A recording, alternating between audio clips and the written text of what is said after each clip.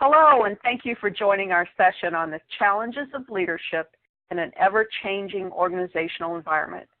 During this session, we're going to review various concepts related to generational differences, cultural expectations, and technological advances that are impacting leadership within our organizations. Our students attend college to prepare themselves for a successful future, and they rely on instructors and leaders to nurture and grow their knowledge with pertinent and applicable processes. And while well-researched and proven theories are important to the overall concept of leadership, the question must be asked, are those theories still pertinent given the radical change in organizational structures? After we look at generational demographics, holistic organizations, we will finish the session with a look at the possible variables that will foster a high-performance learning environment and thus prepare our leaders to lead with skill and confidence. Believe it or not, the actual study of leadership as a formalized learning curriculum is a relatively new concept only dating back to the mid-'80s.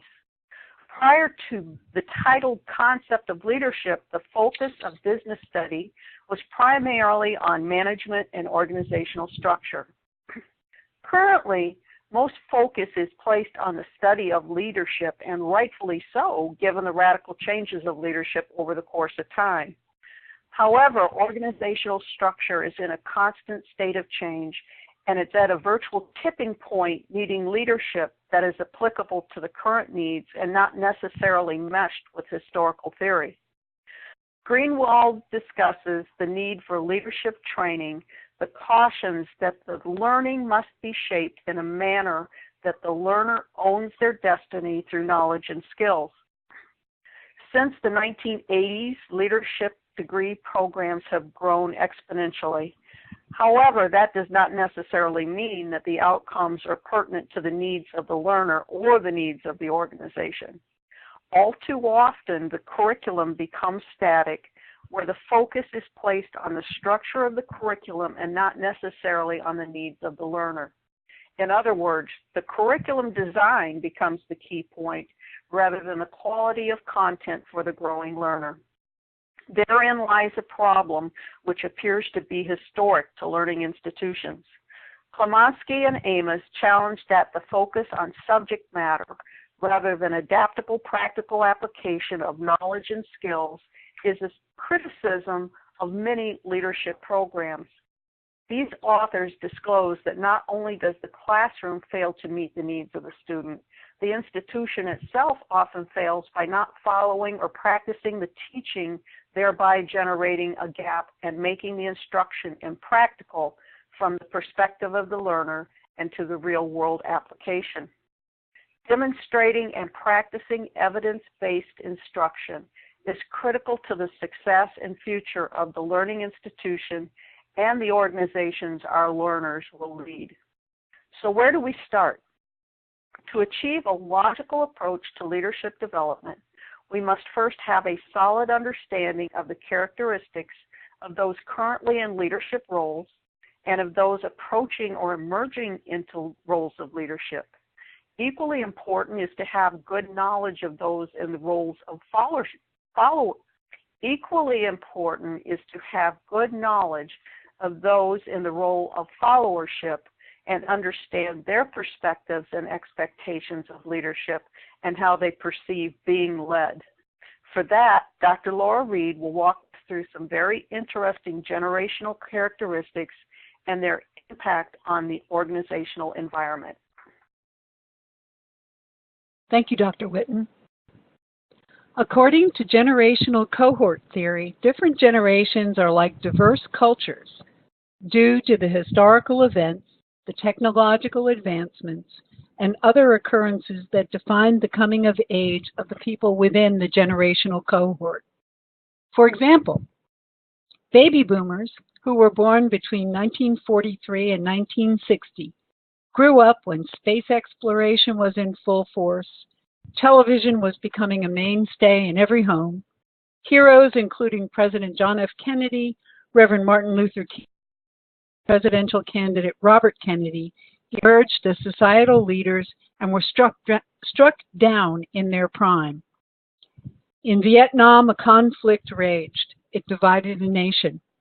The civil rights movement and the women's movement invited young people to voice their positions.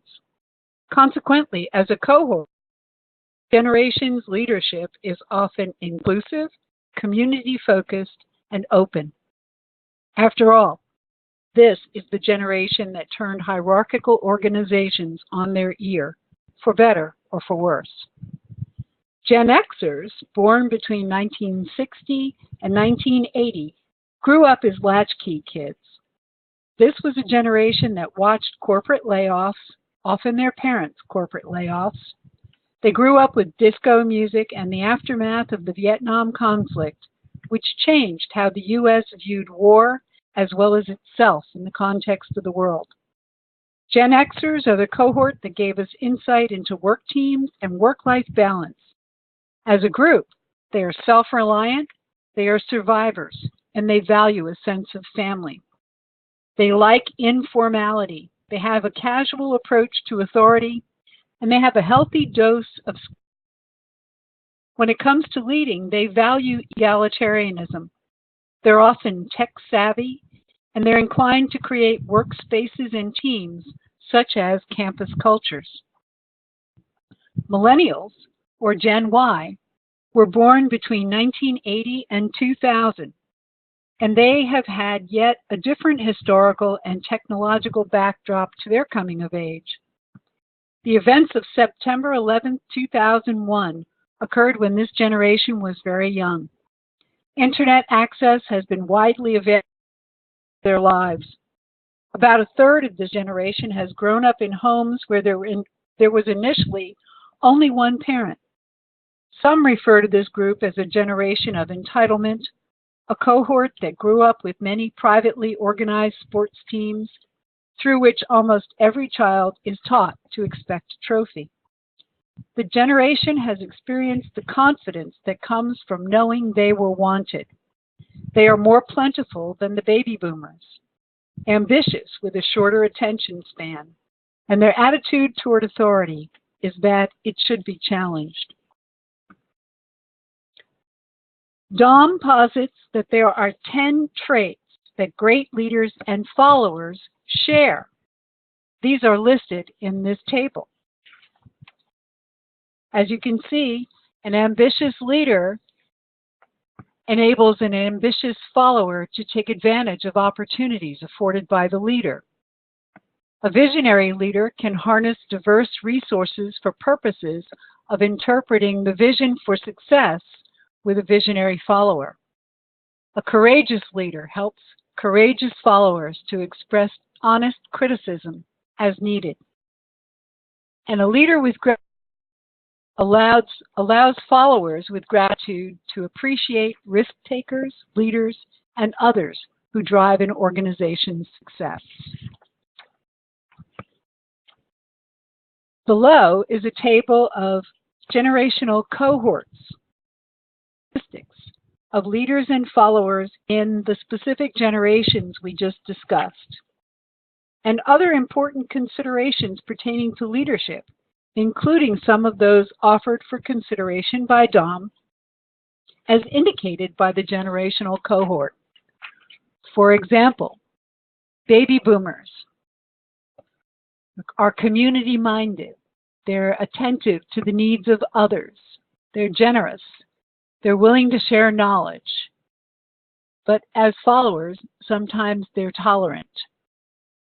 Gen Xers are more self-reliant. They tend to like to work alone. They're also high in tolerance of others.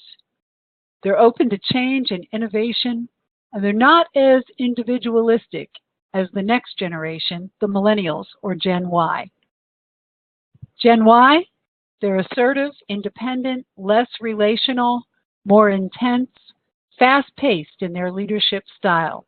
They're more demanding for immediate outcomes.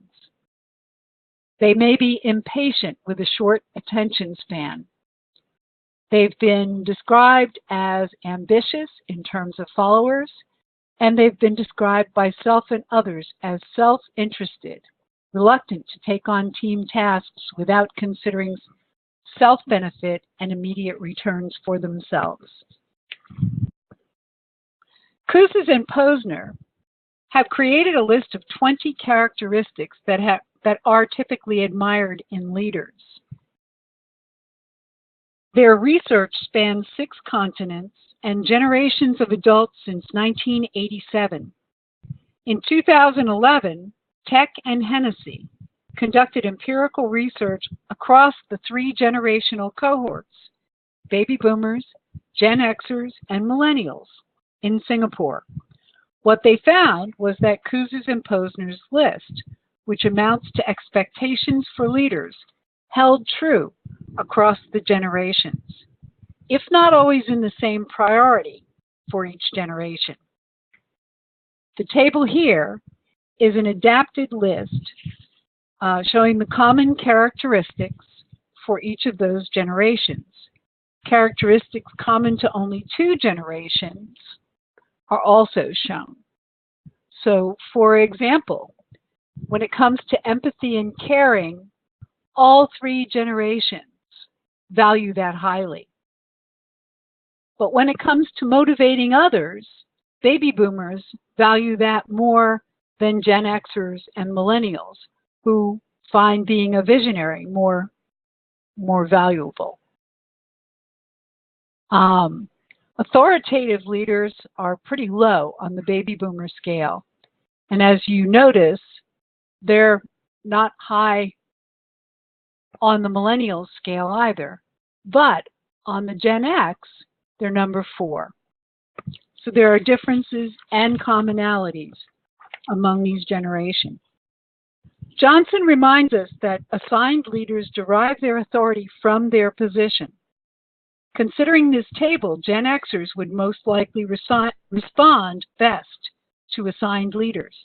But baby boomers and millennials might be more likely to emergent leaders or others who take on tasks voluntarily, helping others and encouraging consensus. However, the jury's still out on this intriguing research topic.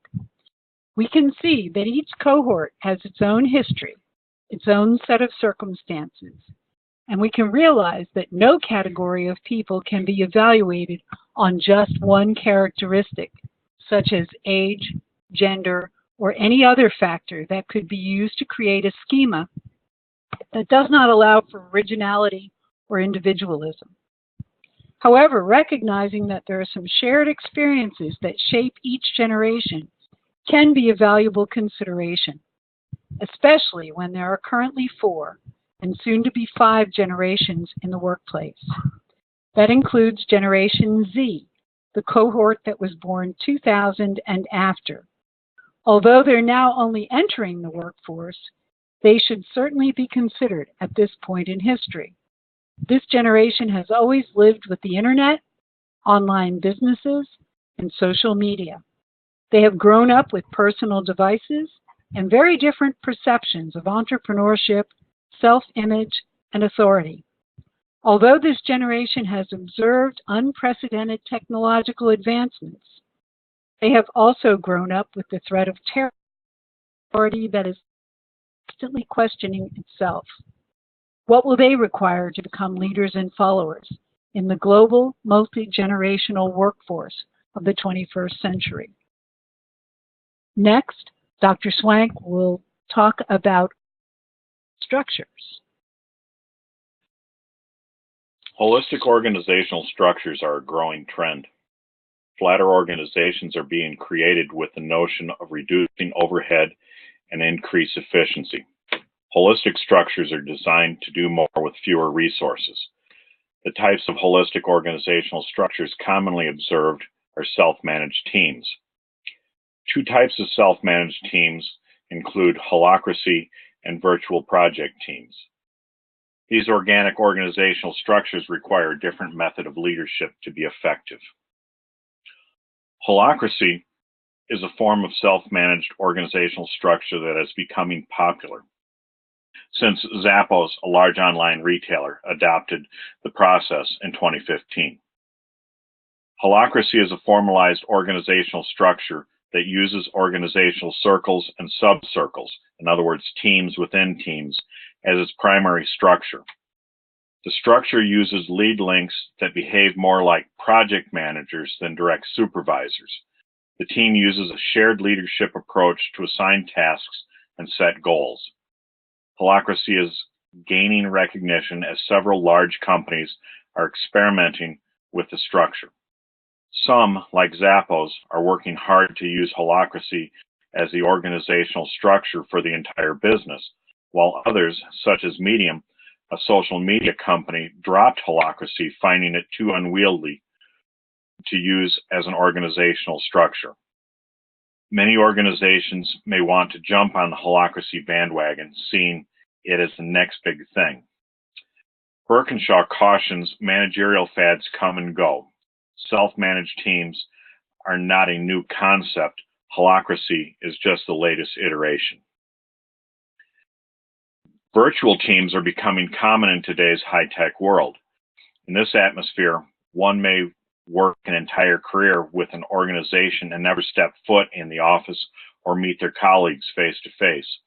The creation of virtual teams and the use of telecommuting workforce is only limited by the willingness of senior leadership to embrace the concept. To fully experience a virtual team using shared leadership, the authors of our paper created a self-managed virtual team. The members live in different states across 4 time zones. The work was divided up based on the individual's desire to work on a specific topic, then coordinated and assembled by the lead author. This is a prime example of shared leadership being used in a self-managed virtual team to accomplish a self-appointed task. The paper required multiple people coming together to accomplish a task founded on their own interest and level of expertise. Little formal research has been done on self-managed teams. There appears to be little interest shown by researchers in the subject. The effectiveness of self-managed teams using shared leadership has yet to be determined with a large-scale quantitative study. So, what leadership styles are suitable to this dynamic? Leadership in a self-managed organization requires a lateral style of leadership versus a traditional vertical leadership style. Shared leadership is its own unique style of leadership that differs from traditional hierarchical structures. A definition of shared leadership is an emerging process of mutual influence where team members share in the leadership function of a team. A self-managed team typically tries to avoid the use of centralized leadership to drive decision-making. Instead, the group shares leadership responsibility. Leadership typically involves a project manager or a team lead rather than a direct supervisor. Some team leaders tend to undervalue shared leadership's potential. These leaders have difficulty letting go of traditional leadership styles and do not understand shared leadership philosophy. They are simply unaware of shared leadership's effectiveness in a small group environment. Traditional forms of vertical leadership may reduce group performance. Park and Kwan found that a blending of both vertical and shared leadership can be effective based on conditional variables. However, Yazid cautioned that using a team leader to address conflicts may cause a self-managed team to revert to a traditional vertical leadership structure. As a team lead takes control of the conflict, the individual may also take control of the process and the project. The group should handle conflict resolution directly. Now we're going to move on to have Dr. Jim Jeremiah discuss leading the future. Challenges abound in teaching resilience and grit, as we've studied earlier in this presentation. We also are hearing a great deal about the importance of tenacity and how an individual in leadership will deal with obstacles and issues of failure as they encounter what inevitably is problems down the road. Grit and tenacity is often determined as a significant identification of success and goal achievement. Challenges abound in teaching resilience and tenacity to employees. As expounded earlier in our presentation, grit and tenacity can be a significant determiner of success and goal achievement. In studies by Angela Duckworth and others who have come along, it's been very evident that if a person does not have the ability to overcome obstacles, to deal with failure, to anticipate problems into the future, they will struggle to be a significant leader into the future. One of the issues that we have tried to put together with the studies on grit and also integrate that into mentoring leaders has been the integration of emotional intelligence in the studies that have come out from Goldman and Bradbury that include the importance of grit if self-awareness, self-management, social awareness, and relationship management are going to become a reality. In a Harvard Business Review article on emotional intelligence, some of the components that were identified and summarized provide insight into how leaders can mentor future leaders to meet the obstacles that will inevitably arise. Some leaders can actually grow and develop through adversity, while others seem to just go into a downward spiral and never seem to be able to recover. So as we look at this process of leading and mentoring into the future, we're looking at two categories. One is personal principles for mentoring leadership into the future. And the second large category is how does the organization deal with this and what kind of structure do they put in place to really impact the mentoring process. Some of the things that we've already discussed in our presentation, we will continue to build on as we look at this. One thing we know about mentoring is that the mentor must model the characteristics that they want to see developed into future leaders. It's not enough to go back and look at the process of traits and qualities. Leaders must demonstrate, they must model, they must be the example in order for others to follow along. That old adage, leadership is more caught than taught, is certainly true when we start talking about mentorship. So they must not only develop the grit and demonstrate that through the emotional intelligence, they must determine the cultural fit within the organization. So when we look at the cultural fit, one of the things we know is that a leader and those who would be developed into leadership must fit within the culture of the organization. Harvard Business Review article states that leaders are hired for talent, but fired for not fitting in. And the authors of that article emphasize the importance of recognizing the personal values of the leader being recruited for the institution. For instance, if a prospect would value tradition, the individual will more often than not look for a more structured hierarchy and may be less open at times for innovation. A prospect, however, who presents a more altruistic value system will reflect more interest in social responsibility and maybe a little bit less toward the normal business process of profit and margins. Another structure that could also be part of an organization is the environment emphasizing relationships and collaboration. A person who tends to be more individualistic will struggle in a relational and an affiliation culture. So as we look at this for the best selection of a mentorship development process, organizational characteristics must also be taken into consideration. As we look at this organizational structure, that will determine whether or not we select one particular mentor or another. We also, as we mentioned, look at hierarchy in organizations, whether it's flat, matrix, or pyramid. One of the things that we have found in looking at through this research is that a flat organization will often structure the leadership development in a more diverse environment and allow the individual to be mentored by more than one person, so they are exposed to a wider range of opportunity for growth and development. Business Insider article also talked about the millennials, and in a survey that was the Global Millennial Survey, 63% of the respondents said they do not believe their leadership skills are being fully developed.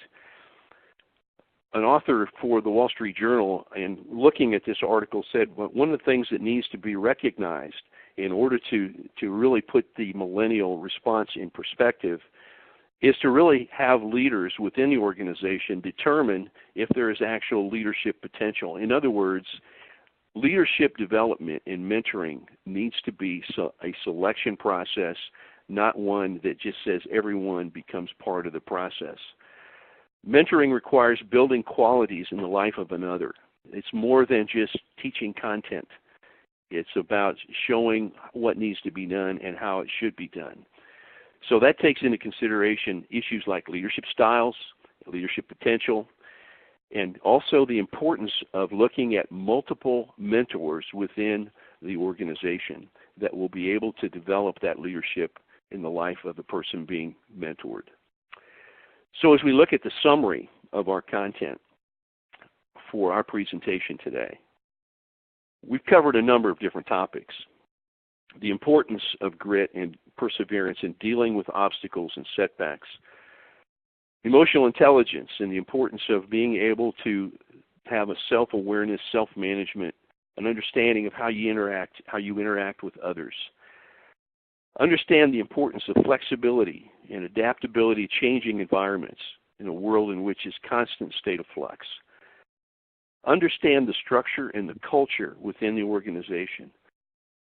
Understand that it's in the process of developing mentors. We are not only developing leaders for today, but we are building leadership for tomorrow. And the importance of an organization that is not looking into the future is doomed to defeat themselves with leadership vacuums into the days ahead. So we need to focus on building character and grit. British inventor James Dyson spent 15 years making 5,126 prototypes of a revolutionary kind of vacuum cleaner. All of them failures. But 5,127th version was a success. Dyson learned the importance of learning through the failure process. And so in bringing together all the things that we have talked about with mentorship and leadership development, with the organization, understanding cultural fit, understanding generational issues, we see some very common principles that have to be presented and have to be built into any mentorship process in order for an organization to build its future with success and perpetuity.